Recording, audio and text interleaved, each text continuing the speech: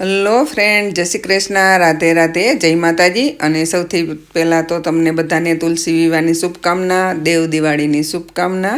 અને જુઓ, મેં પણ ઠાકોરજીની સેવા રૂપે ઠાકોરજીએ જે કરાવ્યું એ ભાવ પ્રમાણે મારી ઘરે તુલસી વિવાહનું કર્યો હતો. અને ત્યાર પછી તમે જુઓ, અમારે દેવ દિવાળી કહીએ એટલે ભજીયા હતા સાંજે, તો એ પણ હું તમને વિડીયો બતાવીશ. અને ત્યારબાદ અમારે જે ગોપી મંડળ સત્સંગ મંડળ છે અમારા ગામનું, ત્યાં 11નો સત્સંગ હોય છે, તો સત્સંગમાં પણ ગઈ હતી. અને સત્સંગના એ બધા જ ગીત હું જુદા જુદા વિડીયોમાં મૂકવાની છું, તો તમે એ સાંભળી લેજો. અને જુઓ, આ સવારમાં મેં સૌથી પહેલાં તો ઠાકોરજીને સ્નાન શૃંગાર કરાવી અને ત્યારબાદ સિંહાસને પધરાવી દીધા છે. અને આજે દેવ દિવાળી છે એટલે ઠાકોરજીની વિશેષ પૂજા ને હોય છે, એ બધું પતાવી લીધું છે. પંચામૃતથી સ્નાન પણ કરાવી દીધું હતું.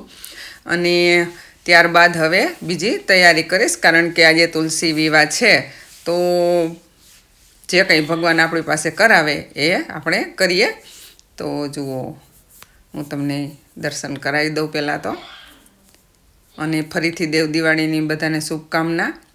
અને ભગવાન હંમેશા તમારા પર કૃપા બનાવી રાખે એવી પ્રાર્થના ભગવાનને.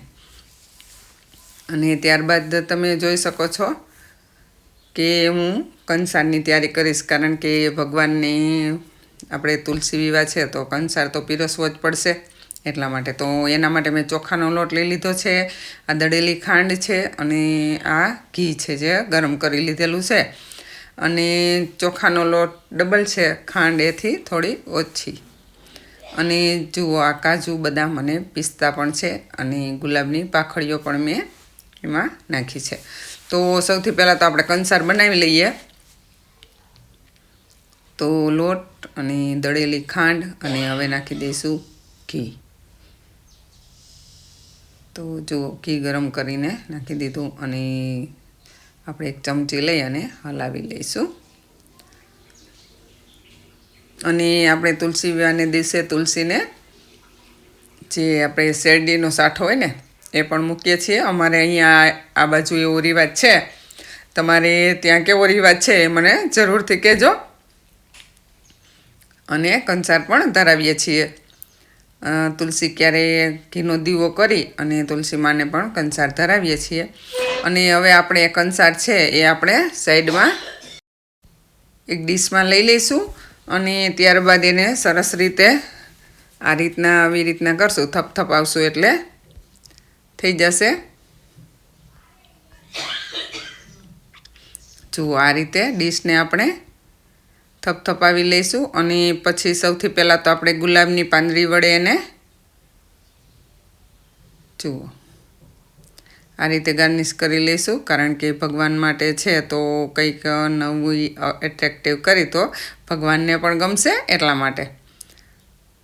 તો હું સૌથી પહેલાં તો ગુલાબની પાંદડીથી ડેકોરેશન કરી લઈશ કંસારને. અને આજકાલ તો કંસારમાં આપણે ત્યાં લગ્ન હોય તો પણ નવો ટ્રેન્ડ છે. અને હવે આપણે કાજુ બદામથી ગાર્નિશ કરીશું, કે નામને લખતા હોય છે.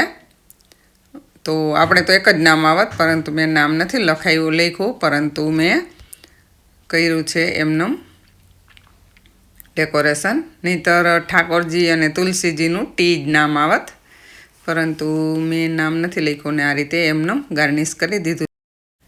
અને આપણો કંસાર તૈયાર થઈ ગયો છે. અને ઠાકોરજીને પણ હવે આપણે માંડવામાં લઈને જઈએ. જોકે એવા ભાવથી જ આપણે બધું કર્યું હોય છે, એટલા માટે. તો જુઓ, હવે ઠાકોરજીને પણ પધરાવી દીધા હતા, અને હવે કંસારને પણ આપણે ઠાકોરજી પાસે રાખી દઈશું. અને કહે ને, ભગવાન ભાવથી ધરેલું જે કંઈ હોય છે એ જમે છે. તો ભગવાનને પણ કાલાવાલા કરીએ કે ચાલો તમે પ્રભુ આવી અને કંસાર આરોગજો. અને જો તુલસી મૈયા પણ તમે જોઈ શકો છો, હું તમને દર્શન કરાવું.